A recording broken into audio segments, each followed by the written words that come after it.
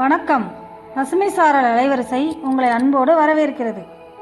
இந்த சேனலுக்கு நீங்கள் புதிய நண்பர்களாக இருந்தால் மறக்காமல் சப்ஸ்கிரைப் பண்ணுங்கள். கூடவே கீழே இருக்கிற பெல் பட்டனையும் அழுத்துங்கள்.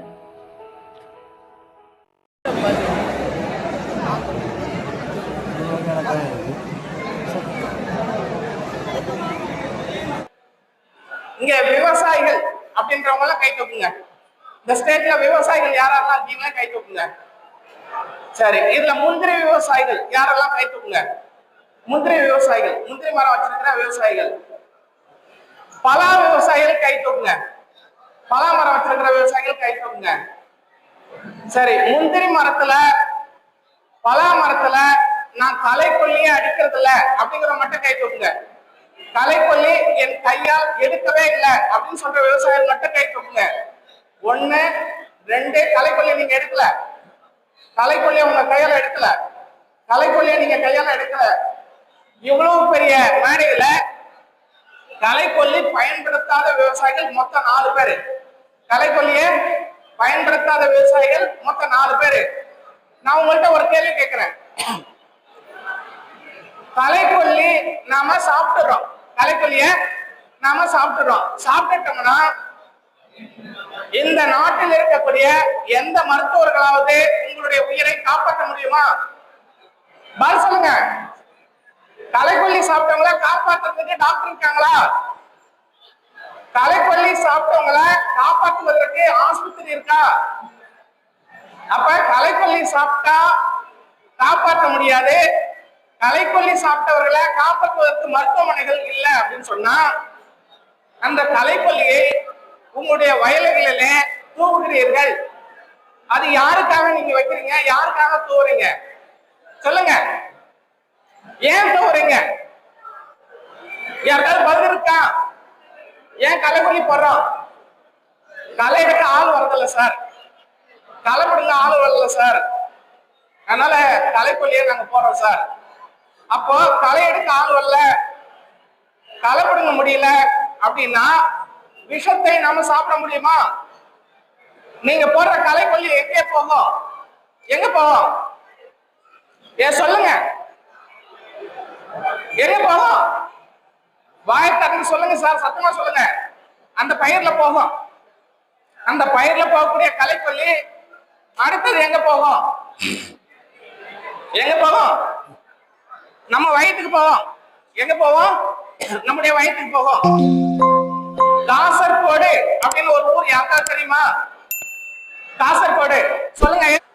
அப்ப காசர்கோடு அப்படிங்கிற ஊர்ல முந்திரி மரம் நல்லா காய்க்கணும், முந்திரி கொட்டை நிறைய வரணும், முந்திரியில நாம நிறைய லாபம் சம்பாதிக்கணும், நிறைய காசு வேணும் அப்படின்னு சொல்லிட்டு அந்த விவசாயிகள் செய்த காரியத்தினால அங்க குழந்தைகள் ஊனமா பிறந்தாங்க, குழந்தைகள் ஆட்டிசத்தோடு பிறந்தாங்க, நிறைய பேருக்கு கேன்சர் வந்தது, நிறைய பேர் சிறுநீரக பாதிப்பால இறந்தாங்க, கொத்து கொத்தா செத்து போயிட்டாங்க. எப்படி செத்தாங்க?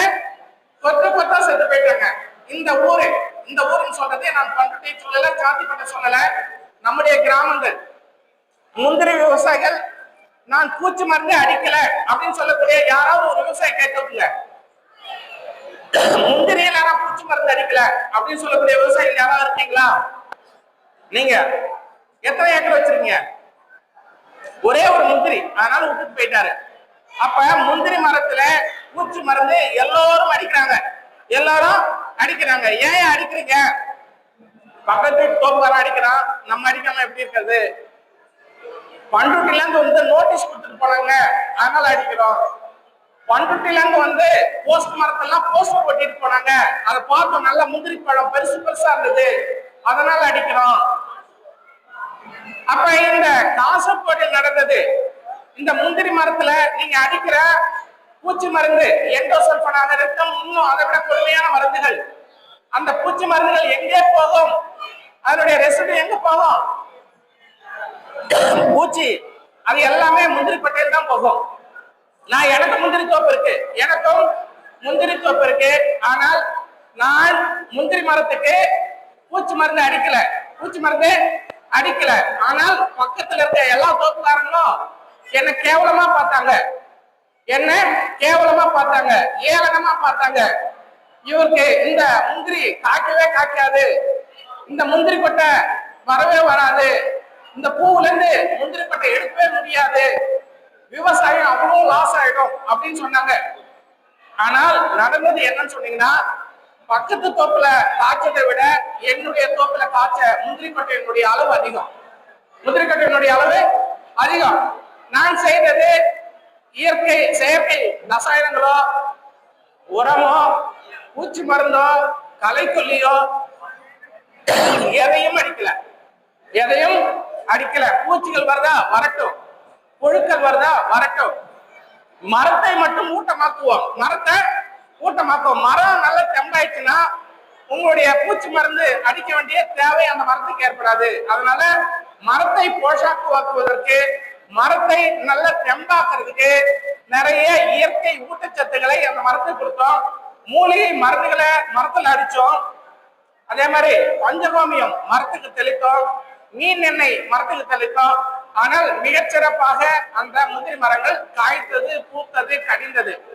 ஆனால் இந்த பூச்சி மருந்துகளை பொறுத்த வரைக்கும் இல்லாமல் முந்திரி விவசாயமே இல்லை அப்படிங்கிற ஒரு நம்முடைய மூளையில யாரோ ஒருத்தவங்க, ஏதோ ஒரு கம்பெனி, ஏதோ ஒரு நிறுவனம் நம்மளை மூளை மடிக்க செய்திருக்கிறது. நம்முடைய எதிர்கால நலன் கருதி, நம்முடைய எதிர்கால நலன் கருதி, நம்முடைய அடுத்த சந்ததி கருதி, நமக்கும் அடுத்த பேர பிள்ளைகள் வேண்டும் என்ற நிலை கருதி, நம்முடைய சந்ததிகள் 1 லட்சம் வருஷமா இந்த சந்ததி வருது, இந்த சந்ததி தொடரானது அருந்திடக்கூடாது, நம்முடைய சந்ததி தொடர் அருந்திடக்கூடாது. அப்ப அடுத்த சந்ததி ஜெயிக்க வேண்டும் என்று சொன்னால் இந்த தீங்குல இருந்து நம்ம வெளியில வரணும். ஒரு 40 வருஷத்துக்கு முன்னாடி பண்ருட்டியில செயற்கை கருவூட்டல் மையம் உண்டா? 40 வருஷத்துக்கு முன்னாடி கடலூர் மாவட்டத்திலேயோ செயற்கை கருவூட்டல் மையம் உண்டா? 40 வருஷத்துக்கு முன்னாடி கல்யாணம் ஆச்சுன்னா எவ்வளவு நல்ல குழந்தை பிறந்தது, எவ்வளவு நல்ல குழந்தை பிறந்தது. ஒரே வருஷம், அடுத்த வருஷம் குழந்தை பிறந்துரும், அதுக்கு அடுத்த வருஷம் இன்னொரு குழந்தை பிறந்துரும், அதுக்கு அடுத்த வருஷம் இன்னொரு குழந்தை பிறந்துரும். அப்போ நமக்கு அப்போது தேவைப்பட்டது குழந்தை கட்டுப்பாடு மட்டுமே. 40 வருஷத்துக்கு முன்னாடி குழந்தை கணக்கு வழக்கு இல்லாம குழந்தை பிறந்தது. ஆனால் இன்றைக்கு செயற்கை கருவூட்டல் மையம் எங்கெல்லாம் இருக்கு? பண்ருட்டியில இருக்கா?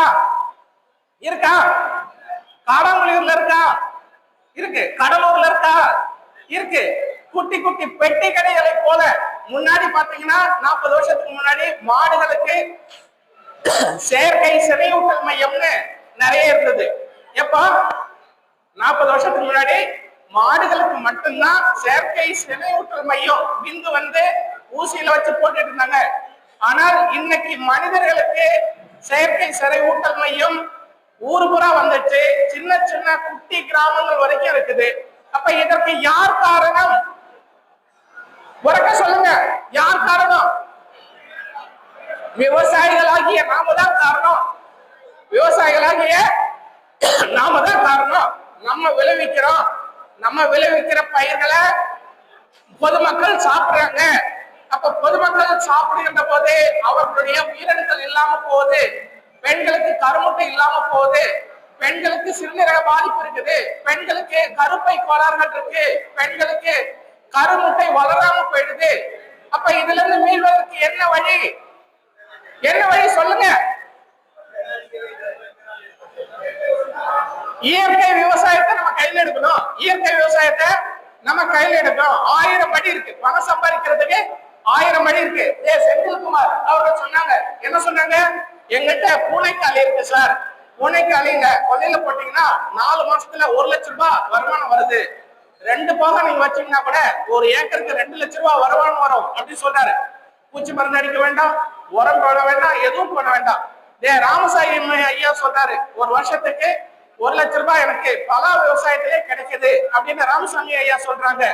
பலாவுக்கு நீங்க உரம் போட வேண்டாம், பூச்சி மருந்து அடிக்க வேண்டாம். அப்ப இந்த நிலையை இயற்கை விவசாயத்திற்கு, அது பலா விவசாயிகளாக இருந்தாலும் சரி, முந்திரி விவசாயிகளாக இருந்தாலும் சரி, திரும்ப வேண்டியது நம்முடைய மனசாட்சியோடு நம்ம திரும்ப வேண்டியது அவசியத்திலும் அவசியம். இது நான் கேட்பது உங்களுக்காக மட்டுமல்ல, உங்களுக்காக மட்டுமல்ல, உலக மக்களுக்காகவும் நான் கேட்டுக்கிறேன்.